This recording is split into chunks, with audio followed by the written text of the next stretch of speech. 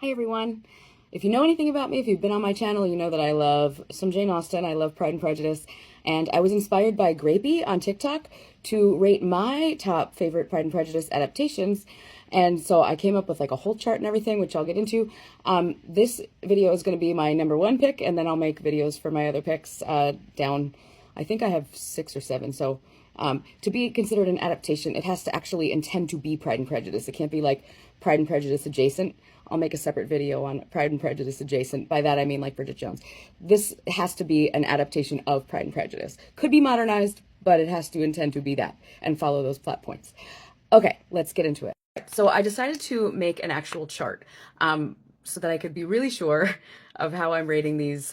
So there are 4 categories for rating. How faithful is the story? How developed are the side characters? What is the chemistry like between Lizzie and Darcy? And overall feels and watchability. I'm also going to talk about standout assets of each one. So obviously I'm going to start with the 1995 BBC. That is my #1. It's very, very close with the 2005. Obviously it is. But I did have to rate it a little bit higher. You'll see. So let's talk about how faithful is the story. The answer is it's the closest there is. Why? It's a 6-hour miniseries, so it like kind of had better be. And that kind of feeds into the next category, which is how developed are the side characters. And again, they're developed as much as Jane developed them. Because we do get such a long amount of space, all the characters are well developed. Even poor Kitty gets an actual personality and some selfhood. Even Mr. Hurst gets like a real actual screen time. I mean, this doesn't leave anyone out. So the answer is it is very, very, very close to the original, and all the side characters kind of get their moment. Bingley astonished me. I saw little beauty and no breeding at all. The eldest Miss Bennet is, I grant you, very pretty. A fine concession. Come, man, admit it. She's an angel. She smiles too much. I heard Eliza Bennet described as a famous local beauty. What do you say to that, Mr. Darcy? I should as soon call her mother a wit. Mr. Darcy, that's too cruel. Aye, very true. Damn tedious waste of an evening. The next category is the chemistry between Lizzie and Darcy.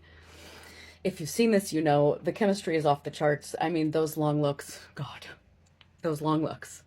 There's just nothing like it. One of the things that I feel like puts this one a little bit over the Keira Knightley one for me is how restrained Jennifer Ely's performance is. It's so restrained, but all that passion and tension is bubbling. And so even though she's not like baring her teeth and yelling at him, it's there still, but she has to keep it reserved because she would have. So it like makes sense. Like she was trying to maintain her decorum and her reserve and all the things she was supposed to be doing, but she was still like letting herself out, which is kind of just why I love it so much. The passion is restrained, but it's there. It is such that any alliance between us must be regarded as a highly reprehensible connection. And I beg you, most fervently, to relieve my suffering and consent to be my wife.